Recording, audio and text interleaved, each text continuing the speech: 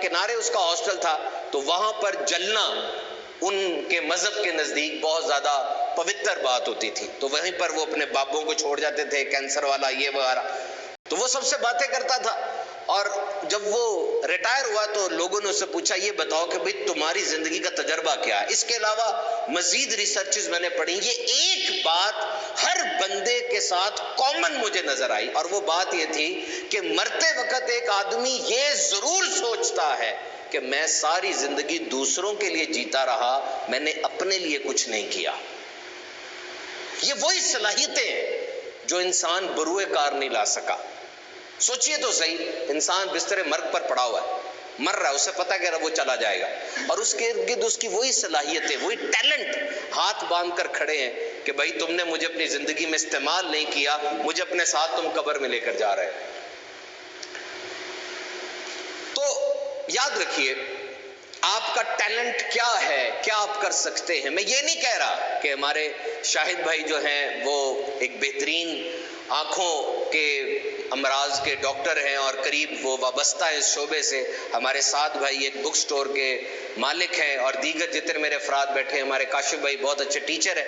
तो अब आपके अंदर ये टैलेंट नहीं था, आप आंखों वाले डिपार्टमेंट में ना जाते, आप बुक स्टोर में ना जाते, आप टीचर ना बनते, आप में तो टैलेंट कोई और था। नहीं, मैं ये बात कतन नहीं कह रहा। आप जिस पेशे से वाबस्ता हो चुके हैं, इसी पेशे में आपने आगे जाना है। This is your talent. अपने आप को ये समझाएं, वरना बड़ा नुकसान हो जाएगा। नुकसान पता क्या होगा? अगर आप कहेंगे जी मेरा टैलेंट तो कुछ और था और मैं यहां फंस गया हूं, अब आप सारी जिंदगी जिस्मानी तौर पे कहीं और होंगे, दिमागी तौर पे कहीं और होंगे। आप जिस्मानी तौर पे तो किताबों की दुकान में बैठे हैं, लेकिन दिमागी तौर पे आप वो जी मैं तो वो बनता तो ज्यादा अच्छा होता। आपको अपने मैदान में, अपनी फील्ड में अगर कोई कामयाबी भी मिलेगी, आपको मजा नहीं आएगा, क्योंकि आप तो कह रहे हैं मेरा टैलेंट ही नहीं था। इसको एक जुमला बोलते होते हैं। वो जुमला ये है, I am trained as an engineer but I am good at being a philanthropist। Training तो मेरी एक इंजीनियर की तरह हुई है, ठीक है, मैं इंजीनियर की तरह ट्रेंड हुआ हूं, लेकिन मेरी दिलचस्पी वो फिलैंथ्रोपी के अंदर और मेरी दिलचस्पी लोगों को सर्व करने के अंदर है। अगर आपको अपना टैलेंट एक्सप्लोर हो जाता है, याद रखिए टैलेंट ऐसे नहीं बनता। बड़ी स्टडी है इसके ऊपर कि क्या टैलेंट कुदरती होता है कि बड़े होकर खुद बनता है। ये इज इट बिल्ट और इज इट बॉर्न? फिर सुनिए, इज इट बिल्ट और इज इट बॉर्न? क्या आप कोई सलाहियत लेकर पैदा होते हैं कि बड़े होकर वो सलाहियत आपके अंदर आती है? अहमद भाई नात की सलाहियत लेकर पैदा हुए हैं। नात खानी, ये नात खां अच्छा बनना ये बहुत मुश्किल होता है। नात खानी कुदरती तौर पर होती है। बड़ी लंबी स्टडी है इसके ऊपर। वर्ल्ड वॉर 2 के अंदर ये सैट, टॉफिल, जीआरई के टेस्ट होते हैं ना, एलकैट वगैरह, ये सब कुदरती टैलेंट को मापने के टेस्ट है। सेकेंड वर्ल्ड वॉर के अंदर फौजी भर्ती करने थे, उन्होंने कहा फौजी भर्ती करें तो किसको सादा फौजी भर्ती करें और किसको कर्नल जनरल बनाए। उन्होंने ये टेस्ट इजाद किए और ये टेस्ट दिए लोगों को, जिसकी जहानत होती थी उसको उठा के वहां लगा देते थे। अमेरिका में आज तक ये काम होता है। ये टेस्ट करते हैं, जो ज़हीन बच्चे निकलते हैं, जिनका आईक्यू अच्छा होता है, उनको ऊपर कर देते हैं। वो उसे कहते हैं इननेट जनरल इंटेलिजेंस। गौर से सुनिए, इननेट जनरल इंटेलिजेंस, वो जहानत जो बच्चा मां के पेट से लेकर आया है, और जितनी तालीम की इमारत है वो उसी के ऊपर खड़ी होगी। उस बंदे के अंदर एनालिटिकल रीजनिंग आती है, क्रिटिकल थिंकिंग आती है, उसमें डिसीजन मेकिंग आती है। उस बच्चे की शख्सियत की इमारत जितनी भी बननी है, उस कुदरती जहानत के ऊपर बननी है। ये एक मफरूजा है, ये एक लॉ है, मैं मानता हूं, लेकिन ये अब काफी हद तक रिजेक्ट हो चुका है। It is built. देखो रिसर्च मेरे सामने खुली हुई है। जिंदगी के पहले 6 साल में, ये ब्रूस लिप्टन की रिसर्च है, क्वींस यूनिवर्सिटी कनाडा में। हिप्नोटिक ट्रांस लाइक स्टेट होती है बच्चे की पहले 6 साल, एब्जॉर्ब, रिकॉर्ड और बिलीव। ये तीनों चीजें बच्चा कर रहा होता है। बच्चा जैसे ही पैदा होता है उसकी सोशलाइजेशन स्टार्ट हो जाती है। आपने एक जुमला सुना होगा, स्किन टू स्किन कांटेक्ट। ये बड़ा जबरदस्त जुमला है, स्किन टू स्किन कांटेक्ट। जब भी बच्चा पैदा होता है फौरन उसकी मां के साथ उसका स्किन टू स्किन कांटेक्ट किया जाता है। पाकिस्तान में तो मुझे नहीं पता, लेकिन बाहर के मुल्कों में यह बहुत जरूरी है। और जब बच्चे का स्किन टू स्किन कांटेक्ट होता है उसी वक्त मां और बच्चे दोनों की जिंदगी में हैरत अंगेज तब्दीलियां आती हैं।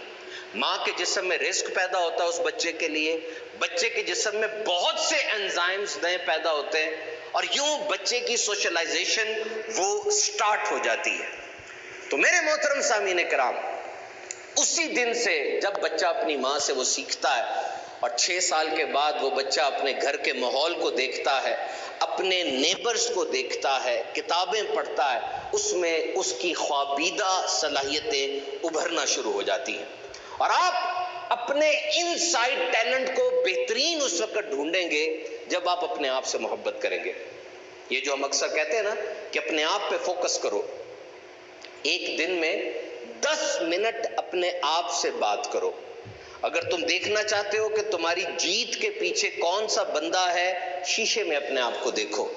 और अगर तुम दुनिया में सही मोहब्बत और हमदर्दी करना चाहते हो, अपने आप से हमदर्दी करो। जब आप ये बातें करेंगे तो उस वक्त आप स्टेट ऑफ माइंड में आ जाएंगे कि आपको अपने हिडन टैलेंट का पता चलेगा। और फिर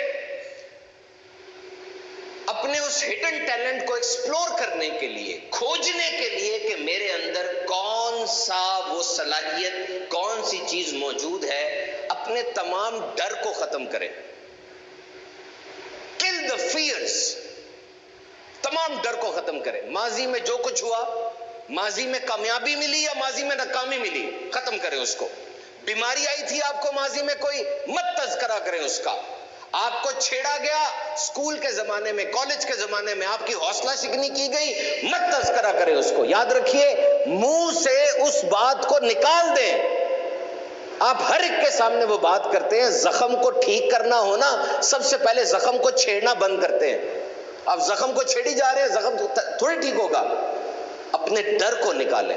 गौर से सुनिएगा, जब एक इंसान इखलास के साथ इबादत करता है, जब एक इंसान बगैर किसी गर्ज के मोहब्बत करता है और बिल्कुल अल्लाह के लिए किसी के साथ रिश्ता कायम करता है, मदद करता है, हमदर्दी करता है, तो उसके जिस्म का एक एक खलिया वो मोहब्बत के पानी से नहाना शुरू हो जाता है।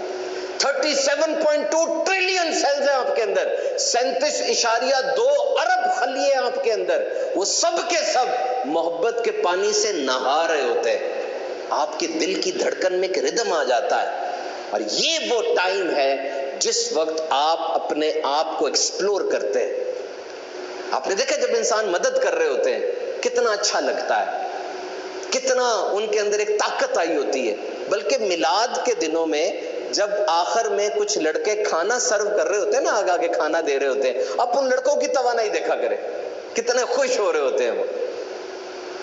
किसी ने बड़ी प्यारी बात की कि मैं बचपन में जब खबरें देखता था ना, तो खबरों में बड़ी डरावनी चीजें होती थी। एक्सीडेंट हो गया, आग लग गई, लोग मर रहे हैं। तो मेरी माँ मुझे समझाया करती थी कि बेटा, जब भी कोई स्केरी चीज देखो ना, डरावनी चीज देखो इस तरह की, ये भी जरूर देखना कि मदद करने वाले भी मौजूद होते हैं। Always people are there to help.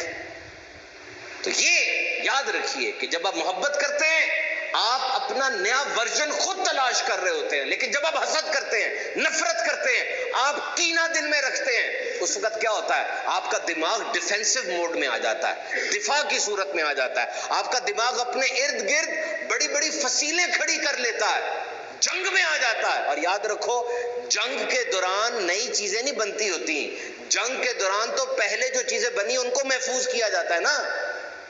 आपका दिमाग कभी भी कुछ नया नहीं सोच सकेगा जब आप ये नफरत वाले मोड में रहेंगे। वो जो पहले चीजें उनको बचाने की कोशिश करेगा वो तो। So try to be very proactive. अब मैं आपको, जो हमारे सोशल मीडिया के नाजरीन हैं, इंस्टाग्राम पे, यूट्यूब के ऊपर और फेसबुक के ऊपर, और जो हाजरीन हैं, टैलेंट के हवाले से सबसे जो इम्पॉर्टेंट चीज़ है वो बच्चों का टैलेंट एक्सप्लोर करना है कि मेरे बच्चे में क्या टैलेंट है। हम भी इससे सीखते चले जाएंगे, जारी बात है। हम भी कभी बच्चे थे और किसी ने कितनी प्यारी बात कही कि बेहतरीन साइंसदान वो होता है जो हमेशा बच्चा रहता है, क्योंकि बच्चे में कुछ खूबियां ऐसी हैं जो साइंसदान में होनी बड़ी जरूरी हैं। नंबर एक, बच्चा हारने से कभी डरता नहीं है, बच्चा फेलियर से नहीं डरता, बच्चा हमेशा रिस्क लेता आगे बढ़ के। और साइंसदान अगर रिस्क नहीं लेगा वो तजर्बे कैसे करेगा? So there is a child in all of us. हम सब के अंदर एक बच्चा जरूर होता है, याद रखना। हम सब के अंदर एक बच्चा जरूर होता है जो छुपा हुआ होता है, और वो पता कब बाहर आता है? उसके सामने जिससे हम वाकई मोहब्बत करते हैं। दैट बच्चा, दैट गुड्डा। टैलेंट, टैलेंट क्या है? टैलेंट का नाम सुनते ही फौरन अपनी कुदरती सलाहियत की तरफ हमारा जहन जाता है। ये बच्चा था, ये पैदा हुआ, इसका जिस्म वैसे ही बड़ा तवाना था। जिस तरह माइकल फेल्प्स था ना, जिसने 9 गोल्ड मेडल्स दिए हैं स्विमिंग के अंदर, उसका उस्ताद बताता है कि जब ये पहले दिन स्विमिंग करने आया तो जरा मोटा हो गया था। इसके माँ बाप ने कहा स्विमिंग कराते हैं। मैंने दूर से इसको पूल के पास खड़े देखा, इसकी लंबे हाथ, इसकी एथलेटिक बॉडी से मुझे फौरन पता चल गया कि बच्चा बड़ा आगे जाएगा। गेम्स में तो बड़ी तब्दीली आती चली जा रही है।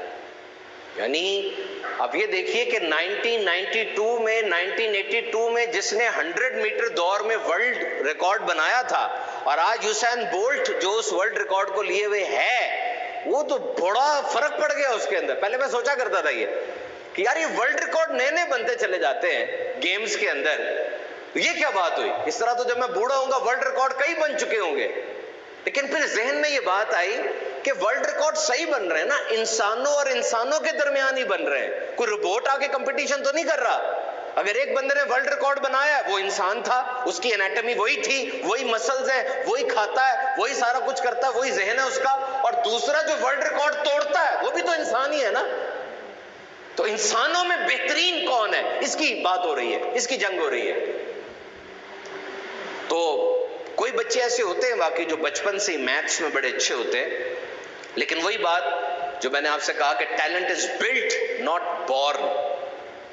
Eight times parents assign different projects to the children. आजकल जो कि आईटी बहुत बढ़ चुकी है, हमने वालिदैन को देखा अपने बच्चों को बहुत कुछ कह देते हैं, ब्लॉग से खेलो, गेम्स भी करो, पढ़ो भी। बच्चे ओवर सैचुरेटेड हो जाते हैं। बच्चों को बिल्कुल भी इतना ज्यादा ओवर बर्डन नहीं करना चाहिए। बच्चों का टैलेंट कैसे तलाश किया जाए? देखिए, सबसे पहले हम मुसलमान हैं, बच्चों को किसी ऐसी चीज में खुबने ना दें जिसकी कुरान और सुन्नत इजाजत नहीं देती। बच्चा अगर उस तरफ जा भी रहा हो, आप रोके, टैलेंट बन जाएगा। जहां आप कहेंगे टैलेंट वहां बनेगा। आप माँ बाप है, आप उस्ताद है। क्या ऐसा होता नहीं कि डॉक्टर का बच्चा डॉक्टर होता है? 90% ऐसा होता है ना। अगर 4 बच्चे, एक बच्चा डॉक्टर जरूर निकलता है उसका। इंजीनियर का बच्चा इंजीनियर होता है, फौजी का बच्चा फौजी होता है, और खुशी के साथ फौजी होता है। उसका टैलेंट होता है। वो बाप को देख देख के नज़्म ज़ब्त आ जाता है उसके अंदर, ताकत आ जाती है अपने बाप को रोज देखकर उसके अंदर। अगर आप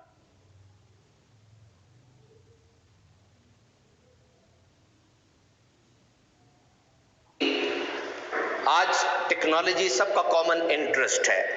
टेक्नोलॉजी ये एक फील्ड नहीं है, ये बहुत सी फील्ड्स है।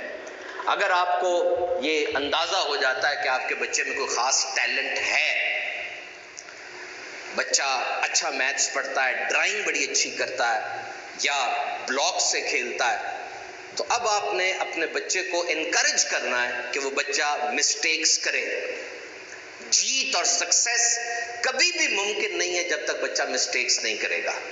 मिस्टेक्स पर उसकी हौसला अफजाई करें, उसको डांटे नहीं।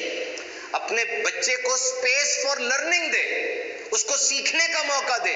मुसलसल हौसला अफजाई करें, मुसलसल हौसला अफजाई करें। कभी ना मारें। अपना रवैया ऐसे रखें कि अगर आप चुप हो जाएं, आपका बच्चा डर जाए कि मेरा वालिद चुप क्यों हो गया है, क्या बात हुई होगी ऐसी। और फिर तारीफ करें मेहनत की। याद रखिएगा, दुनिया में सबसे बड़ा शॉर्टकट जो सक्सेस का, कामयाबी का है, वो मेहनत है। अगर बच्चा बहुत ज्यादा ज़हीन भी है, उसकी जहानत की तारीफ नहीं करनी है आपने उसकी मेहनत की तारीफ करनी है। कभी भी बच्चे को यह एहसास ना दिलाए कि तुम्हारे अंदर बड़ी जहानत है, नहीं, मेहनत बेटा तुमने करनी है तो तुम कामयाब होगे। This is the only shortcut to success. बच्चे की छोटी छोटी दिलचस्पियां देखें, आप उस बच्चे के हिडन टैलेंट को ढूंढ लेंगे। नंबर 1, बच्चा जानवरों में इंटरेस्ट रखता है, बच्चा जानवरों में खुश रहता है। हो सकता है बच्चा केयरिंग हो, हमदर्दी हो इसको। नंबर 2, बच्चा जब भी खेलता है दूसरों के साथ लीडर बन जाता है, सब बच्चों को अपने पीछे चला लेता है। जो वो कहता है सारे बच्चे मजबूर होते हैं वो करने के लिए। ये लीडर बन सकता है बच्चा, इसमें बचपन से लीडरशिप क्वालिटीज हैं। नंबर 3, ब्लॉक्स का इसको बहुत शौक है, बैठा रहेगा ब्लॉक से खेलता रहेगा।